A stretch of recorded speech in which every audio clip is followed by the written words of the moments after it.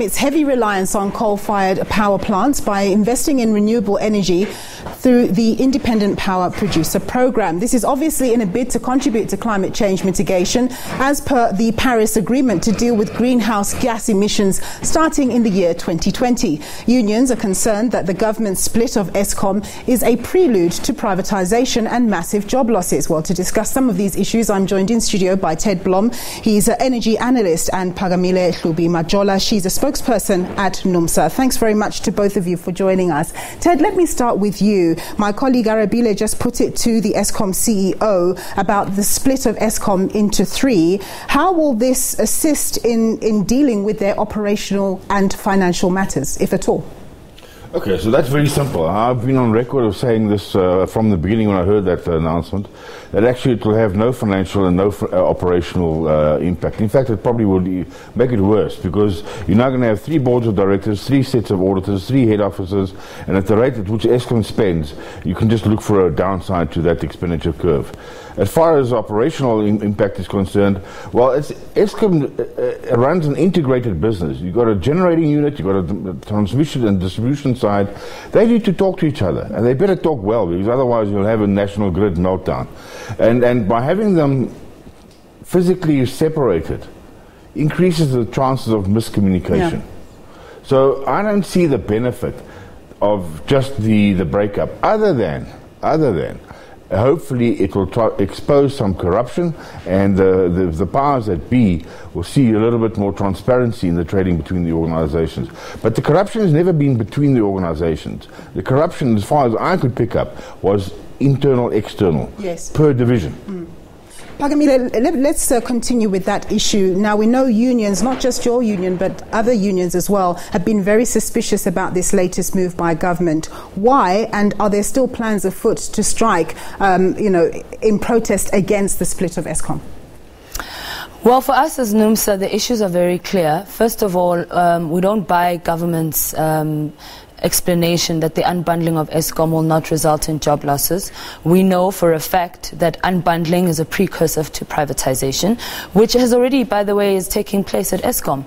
They've shut down 3 power stations, which is part of the reason why we had load shedding last week. And what the GCEO did not tell you is that part of the reason for their failure to deliver electricity is because those IPPs, which have already been connected to the system, are actually failing to deliver energy to the grid, and that's why they're unable to deliver sustained electricity, which is why we had the crisis that we had last week. That's the first thing.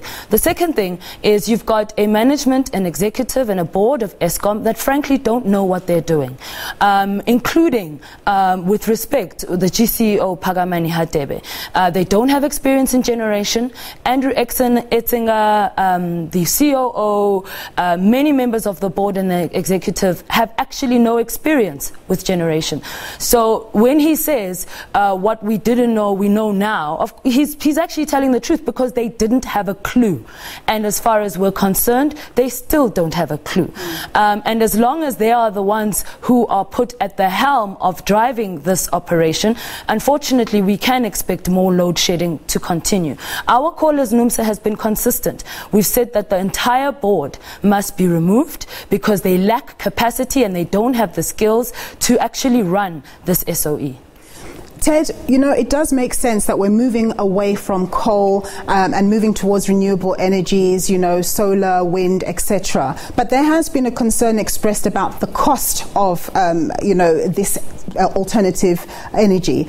We've heard that as the windows have gone on, the cost has come down. But just give us the unadulterated facts about the cost of renewable energy. Okay, I'm quite happy to do that, but let's just start and preface this discussion with the fact of availability. The sun only came out after the clouds after 10 o'clock yesterday morning. So these renewable proponents need to tell us what we're going to do to go to work and work between 7 o'clock in the morning or 6 o'clock if you're a mine worker and 10 o'clock when the sun starts shining. So the whole dispatchability of renewables in this economy has been grossly underestimated. We're an industrial economy. We work 12-hour shifts. We work with hot metals and mining and etc.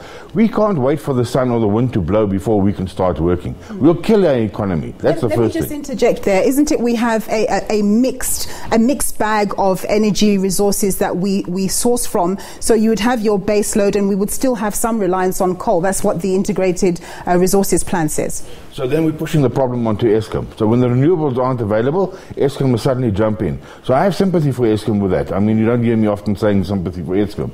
The fact of the matter is they've got to keep things running at a cost, which you don't want to pay them, because then we're not selling the electricity, we're selling the renewables electricity. So I think it's grossly unfair. There is a big problem with the dispatch rules that were amended in 2010 to say renewables first and not lowest cost first. Worldwide, if you want cheap electricity, the rule is lowest cost first, not preferentials to the highest cost, because let's get to the cost element. Bid window 1 is now probably averaging more than R4.50 a kilowatt hour. Bid window 2 is above 3 rand a kilowatt hour. Bid window 4 and 5 are all above 1 rand. The new stuff that they're talking about is around about 80 cents. The marginal cost for Eskom from coal is 35 cents a kilowatt hour. How can you build an economy on expensive energy that's not available? I mean, I asked that with tears in my eyes. You know, Phakamile, I was hoping that you'd have a differing view, but I know that yours is quite similar to Ted's in this regard. But I know that the unions, particularly NUMSA, has been very vocal around the whole IPP issue. You feel that it's going to be threatening jobs, particularly at power stations and so on. But, you know, to counter your argument, people do say that as we evolve into renewable energy, new renewable-related jobs will be created. We need a guarantee of that. We don't operate in the space of smoke and mirrors here. We know for a fact, and this has been confirmed by the CSIR, that the onset of IPPs will mean the closure of 5 power stations. When those power stations close, 100,000 jobs at least are going to be lost in Mpumalanga. Now, you spoke in your intro about how this government signed up to the Paris Accord. Contained in the Paris Accord are the principles of a just transition, which give meaning to what was signed in Paris in terms of how we transition from fossil fuels to renewable energy. We are one of the few unions worldwide that actually supports the fact that we must have renewable energy. But for us, it can't be renewable energy that comes in this package as broken down by my colleague here, Ted Blom. It is extremely expensive for an economy such as ours to prioritize renewable energy at that level, first of all.